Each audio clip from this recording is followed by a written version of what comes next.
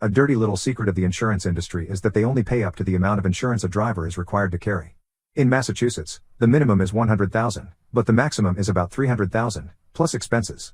If you want more, then you have to go after their other assets, such as their bank accounts, house, car and so forth, and each additional step requires more time and legal expense, and the system is stacked against the person suing. Even if you win, as I discovered, the insurance company absolutely will not pay. For every day they don't pay, he said. They are making money on the money they owe you. It's to their advantage to delay it as much as possible. Even after I won, it took almost a year to get the money from the sleazebags at Liberty Mutual, and I only got it when we sued the woman's homeowner's insurance, and that insurance company in turn sued Liberty Mutual. It was like pulling teeth, with all kinds of deceptive offers. When I was first hit by the car, someone from Liberty Mutual showed up at my house and offered to buy me a new bike if I signed a document absolving them of liability. The first day of court happened to be my first day without crutches. I was so happy that I wanted to show that I could walk. Because it was court, I put on my best suit and tie, shined my shoes and staggered to the courthouse. I still thought it would be like television. Instead it was a bedlam of screaming children and strollers, single parents, fat court police, metal detectors and stunk of sweat and body odor. The oaken panels of the courtroom were defaced with graffiti and carvings from the multitudes who had sat waiting and bored in the audience and docks for hours for their turn at justice.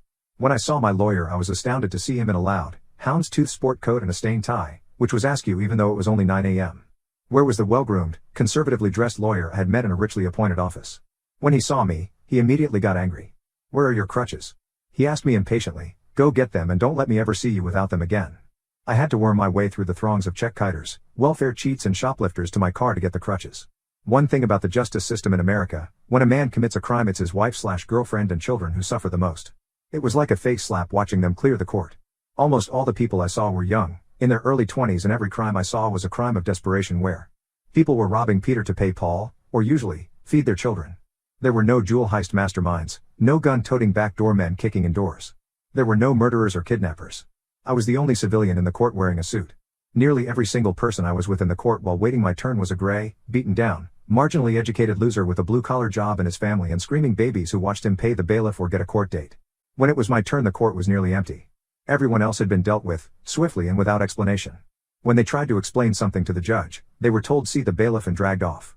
This wasn't really a trial court, just one to ascertain how the case should be disposed, fine or trial, remand or release. The prosecutor was an assistant DA who looked like a 15-year-old boy in a suit. The woman who hit me looked like a fat, matronly grandmother dressed in mourning black and weeping into a handkerchief. Her lawyer did all her speaking for her. Unlike my lawyer, who was slumped in the bench, this lawyer actually did wear a suit, a wrinkled, frumpy suit. The prosecutor laid out the case and I was in awe. He knew more about it than I did. The state knew everything. Later I would go shake his hand. The woman had been charged with a felony, reckless endangerment, and lots of civil driving crimes. The judge was about 150 years old, with wispy white hair going in all directions on his head. He slumped over the bench like a man at a bar who had won too many Boilermakers, and I thought he was dead. On either side of him the flag of the state and country hung like dish rags in the oppressive heat and humidity of the courtroom. But for me this was electric, my case, my turn, my life. For everyone else, from the sleepy, immensely fat court police officers with their bellies hanging over their gun belts, to the bored lawyers who had done this 1,000 times, it was a tedious formality they had to do to get through every day.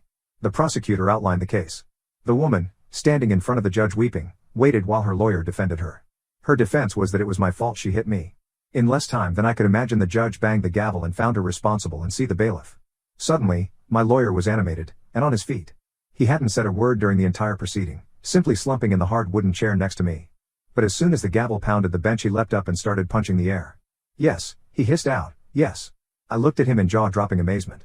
"I know you don't understand," he said to me ebulliently, "but this is an enormous victory. Judges almost never find old people guilty of anything. They're old too. They relate. But his finding her guilty kicks the legs out from under the insurance company. They can't fight us in court. They have to pay. We win. We win." For him it meant he would get his 1/3 cut in 2 years instead of 7, and he didn't have to waste time sending motion after motion to get the insurance company to pay. As it was, it still took a year of motions to get the money out of them. I never saw the lawyer again. After that it was all clerks who handled the settlement. I don't even remember his name.